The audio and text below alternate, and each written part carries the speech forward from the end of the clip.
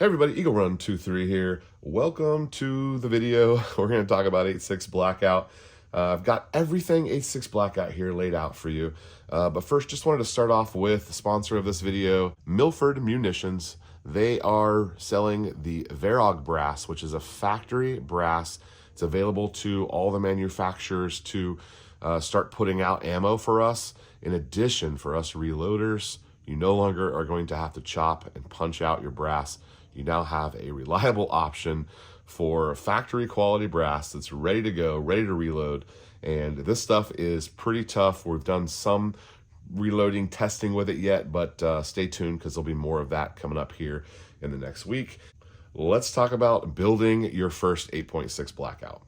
All right, so the absolute easiest option is if you already own an AR-10, 308 AR-10 or 6.5 Creedmoor, whatever it is, the easiest thing you could do is just swap the barrel. Take the handguard off, put a new 8.6 Blackout barrel on it, your bolt carrier, your scope, your upper, your lower, your handguard, everything will just work for you, and you can just swap your barrel out and you got yourself an 8.6 Blackout gun. It takes the same magazines as 308, takes the same bolt carrier group as we said. Everything else is the same. So if you already own an AR-10, you can just do a barrel swap. I definitely would recommend that. Even if there is a 308 that's on the market, going and purchasing a 308 and then putting together the barrel swap is probably the easiest and most consistent way to pull this off. If you're like me and you don't want to buy a gun, you want to build a gun, make sure you're aware of a handful of things. There's a lot of stuff that is way different than AR-15 in the AR-10 platform. First of all, just the name. These are called LR308s, AR-10s, SR25s. There's all sorts of names for this type of gun in the larger caliber over the AR-15, which is the smaller size frame, upper and lower. Lots of differences. There's not a lot of compatibility, but there is some. And if you're like me, you'll feel like you know just enough to get yourself pretty deep in some trouble. So this one here is the 16-inch Blackout. It's on an 80% lower. We have an Aero Precision ballistic advantage upper and a Faxon handguard, the 16-inch Faxon barrel, Faxon bolt carrier group. Got a nice trigger in here, a tracked optic. This thing is a performer. It's dialed in, got the right amount of gas. I can shoot it suppressed, I can shoot it super. Everything's good to go on this gun.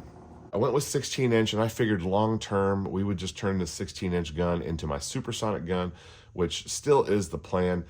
Shoot the supersonics out of the 16. We can still use this to hunt hogs. We can still suppress it, just won't be quite as quiet. I'm keeping this gun in its current configuration, and it's not going anywhere. And enter the 8-inch Faxon barrel for the 8.6 Blackout. That's what we've got on here. This is the real short one, and I wanted to do a really nice one, and so I thought I knew what I was doing, and I got all SLR high-end handguard, billeted upper receiver, and we put the 8.6 Blackout on there. We've got an adjustable gas block. This thing is ready to go. I went ahead and threw a Radian Raptor in there, in addition to the Faxon 308 bolt carrier group. This gun was ready to go. I put it together just a couple of nights ago, and I realized that I had made yet another major mistake in the AR-10 platform. Originally, I got just the SLR handguard in, but I didn't like the way that it matched up to a couple of the other receivers. Just the way some of the lines were, just didn't seem like it was intended to go together. And so I went on SLR and I ordered a billeted upper receiver. Now this is the handguard that goes with this receiver, and you can see many of the contour lines, they do match up, and it's a pretty good fitment, and overall things look really great. What I did not do is pay attention yet again, and I ordered a proprietary upper receiver. I went last night to put this onto the SBR lower, and the pins don't line up. I went to their website, and sure enough, this upper is only compatible with their lower. It's just a little bit off. You can see down in there, and it's just a little bit off. The pins don't quite line up, which could lead to all sorts of other trouble. And so this guy is pretty much going to be stuck for me. I don't know what I'm going to do with this. I wanted to use the same tax stamp to shoot all these guns, but if I have one that's SLR and one that's not, it's going to have to be different lowers. So for now, this gun is going to have to hang out. I guess I could go back and buy a new receiver, just deal with the look of it, just deal with that. That way I can still shoot the barrel. Really disappointed in my in my lack of attention to detail here. This thing was ready to go. I was ready to shoot it. We were going to go shoot it this week. And now we have yet another setback. AR-10, man. So that's going in the drawer. And I pulled out of the drawer the 12-inch. So this gun right here was set up with a 12-inch Faxon barrel here. And I got this in from our buddy Nate. Nate is one who's helped me a ton with reloading. He had an upper that he was going to go a different direction with, and he goes, I'll just sell you the whole upper. And I said, fine. You had me at 8.6 Blackout. So I Venmo'd him. He shipped me this upper receiver, and I went ahead and took it off because we were going to get this Cerakoted, but then I realized that I kind of didn't pay attention to how long this upper handguard is and how long my barrel is. And what we have here is a great looking setup. I do like this handguard from Arrow, but my problem is that the Arrow handguard is like 13 inches and my barrel is 12 inches, and that means that we cannot do a suppressor on here. But I've already got this thing ready to go, so I'm at a bit of an impasse here on what to do with this setup. I may just put the handguard in the drawer and then order a different handguard, but it's gonna have to be a different manufacturer, so I need to check my DPMS high-low back and forth, make sure we're getting the right one. Man, AR-10s are such a mess. I guess my options are I could chop the end of this handguard off. I've seen that done before, but I don't know. We were gonna go get this Cerakoted and get it all matched up, but I'm kind of back to the drawing board here on this one, and I think I'm just going to have to order in a 10-inch handguard, even though I like this one. So the reason we took that barrel off is because we need to do some testing with a barrel from Ain Arms. Now, Ain Arms, you'll probably remember, are the ones who have been sending us some Blackout ammo for testing. I also have a discount code for them, Eagle Run 23.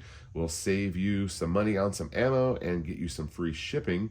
And they're also making barrels. And so this is a 12-inch barrel. It stacks up pretty comparably in the profile with the Faxon one. I'll tell you a couple of differences.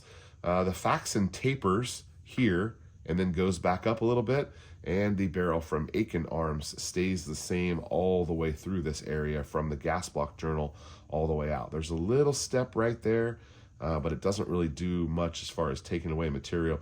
This one here steps in quite a bit and then comes back up before tapering back down for that Faxon taper that you have there. Other major differences is the Faxon is a 1.9 metric, and the Ain Arms takes a traditional 308. And you can see that there the threads are quite a bit finer, and it actually matches up perfect. The 5.8/24 matches up perfect with the suppressor end cap that came with it, while I had to go with a Diligent Defense for the metric 10 1. Did I say 1.9? It's 1.5. Metric 10 1.5. I think I said 1.9. It's a coarser thread, but I had to get this in to be my suppressor end cap for the Faxon one. So a bit of a concern if you could put a 308 muzzle device on your 8.6 Blackout, that would be a bad day. So if you're ordering Ains, make sure you know what you're doing with your muzzle device. This one's a little bit bigger and this one's a little bit smaller. I can see advantages going both way. I think it's cool that Faxon decided that we're going to keep it entirely separate, but that leads to a bunch of different parts. This makes it a little bit easier for you to run a suppressor that already has the 308. But remember, your 30 cal stuff will not work with 8.6 Blackout because it is 338, not just 30 cal. Definitely looking for some advice on how I should proceed here. I guess I can just go buy another handguard and get this guy up and running pretty quick. That SLR situation is a bit of a mess though. Make sure that you stay tuned this week. There's going to be a lot of 8.6 Blackout brought to you by Varog Brass, available at Milford Munitions. They're helping me put together a lot of videos this week, and want to make sure you guys check them out. Code EagleRun23 here, code EagleRun23 at Aikens. I don't have a discount code at Faxon. Sorry, guys. All right, that's what I have for you today. Make sure you tune in next time. We're going to be talking about reloading this stuff. EagleRun23. We'll see you next time. Thanks for watching.